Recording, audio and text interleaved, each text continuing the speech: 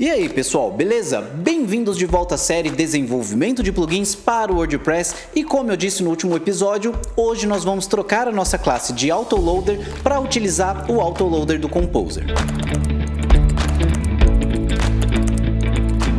Nesse episódio eu não vou falar sobre a instalação do Composer no seu computador, então mesmo que você não tenha o Composer instalado, assiste esse episódio até o final para entender como que a gente vai utilizar ele dentro do nosso plugin e depois fazer a instalação do Composer no seu computador para continuar seguindo a nossa série. Eu vou deixar um link aqui na descrição do vídeo lá para o canal do Felipe Elia, que é um dos organizadores da comunidade WP de Curitiba, que ele tem um ótimo conteúdo sobre a instalação do Composer no Windows e também aproveita e segue lá o canal dele, porque tem muito conteúdo bom também para quem está aprendendo a desenvolver sites com WordPress. Então vamos lá direto ao que interessa. O Composer, para quem não conhece, é um gerenciador de dependências para o PHP. Igual, por exemplo, o Node tem o NPM.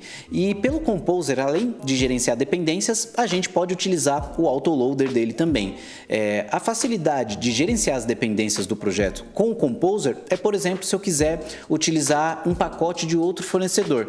Por exemplo, o Monolog para fazer logs com PHP, né? Então, basta eu ter o Composer instalado e fazer um require do Monolog no meu projeto, que com o Autoloader já do Composer também, eu vou conseguir importar as classes desse fornecedor aqui dentro do nosso plugin. Isso só como um exemplo, a gente não vai utilizar nenhum pacote adicional durante o desenvolvimento, pelo menos no início agora, mas é para isso que o Composer serve. Então vamos direto para a configuração do Composer e ele é bem simples de configurar. Aqui no terminal mesmo, a gente pode executar um comando, lógico, após de ter instalado o Composer no computador, que é o Composer init.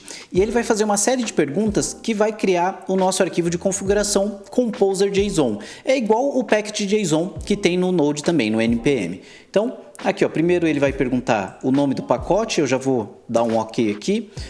Descrição, vamos colocar aqui ó, plugin landing page tools. Autor, beleza, vou avançar também.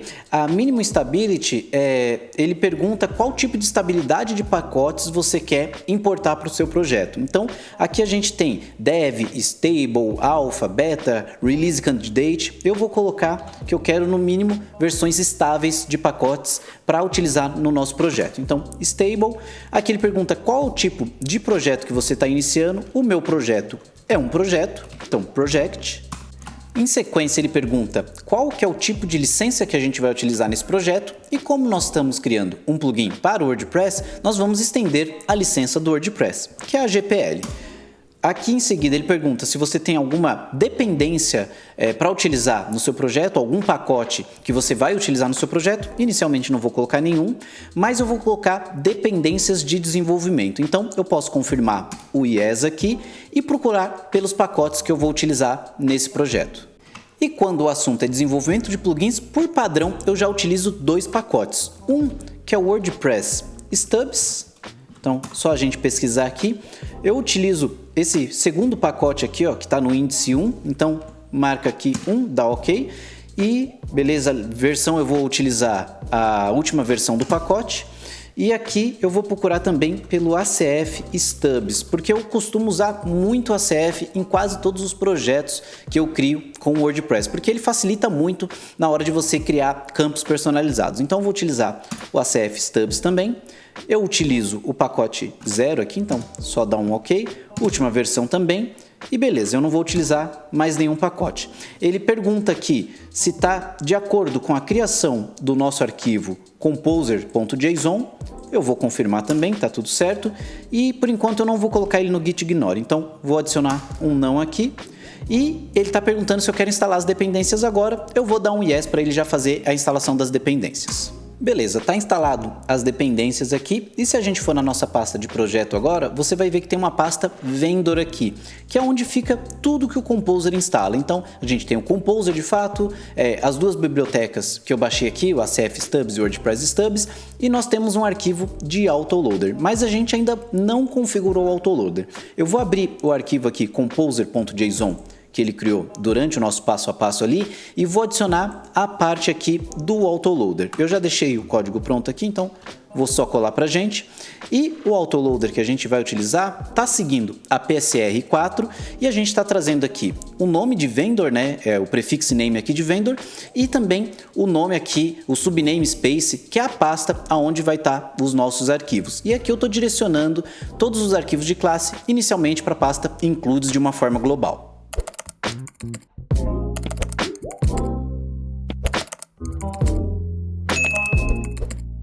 Então salvei aqui o arquivo de configuração e a gente pode executar outro comando agora, que é o composer dump autoload, que ele vai ler o nosso arquivo novamente e vai configurar o autoload de acordo com a regra que a gente definiu aqui. Então vou fazer esse dump, ele já gerou novamente os arquivos de autoload e agora a gente pode começar a utilizar o autoloader do composer no nosso projeto. Então, retornando para o nosso arquivo principal do plugin, eu já vou fazer o seguinte, eu vou remover essa classe do autoloader que a gente utilizou no último episódio e também vou remover esse método aqui que a gente não vai utilizar mais. Então, salvar os dois aqui, atualizar. Por enquanto não vai gerar nenhum erro, porque as nossas funções de ativação e desativação só estão acontecendo quando a gente ativa e desativa o plugin. Tanto que se eu tentar desativar agora, ele vai estourar um erro aqui, dizendo que já não está encontrando mais a nossa classe deactivate. Então deixa eu voltar aqui, que ele nem conseguiu executar o método, e vamos começar a fazer a importação do autoloader do Composer. Na verdade, vai ser bem simples, eu já vou até colar o código aqui, deixei pronto.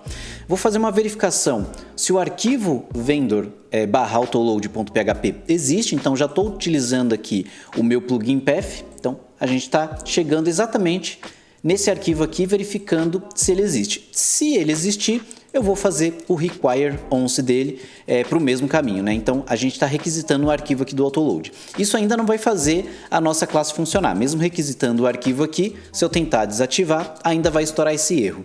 Isso porque eu alterei a estrutura do namespace. Se a gente abrir lá o nosso Composer JSON, a gente está levando ele para o LPT includes. Então é exatamente o que a gente vai precisar fazer agora. Eu vou entrar lá na nossa classe activate e adicionar aqui o includes.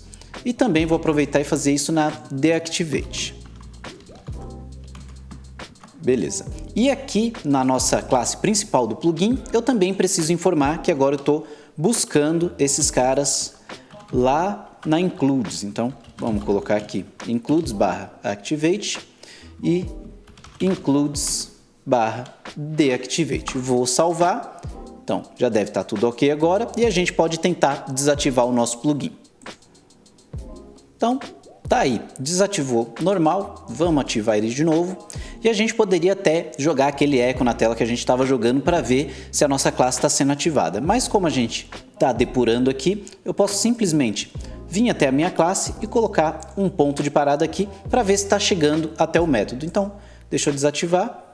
Opa, tem até outros pontos de parada aqui, deixa eu tirar esses dois, vamos dar play aqui e agora deixa eu ativar novamente e olha lá, ele chegou até a nossa classe aqui Activate e ele executou o Flush Rewire Rules aqui do WordPress. Então tudo funcionando certinho, finalizando a execução do código, nosso plugin está ativado novamente. E é isso aí, pessoal. Esse episódio vai ficando por aqui e para quem está acompanhando a série desde o início, já pode ver que o nosso plugin começa a ter uma estrutura um pouco melhor, né? A gente já tem uma classe de ativação, desativação, tem uma classe principal do plugin, cada coisa no seu lugar, com uma estrutura bem bacana para a gente poder começar a trabalhar agora nos recursos do nosso plugin. E já sabe, né? Se tá curtindo as nossas séries, dá aquele like, se inscreve no canal, ativa o sininho aí para não perder nenhuma notificação e ficar por dentro de tudo que tá rolando no nosso canal. E eu te espero no próximo episódio. O meu muito obrigado e até a próxima. Valeu!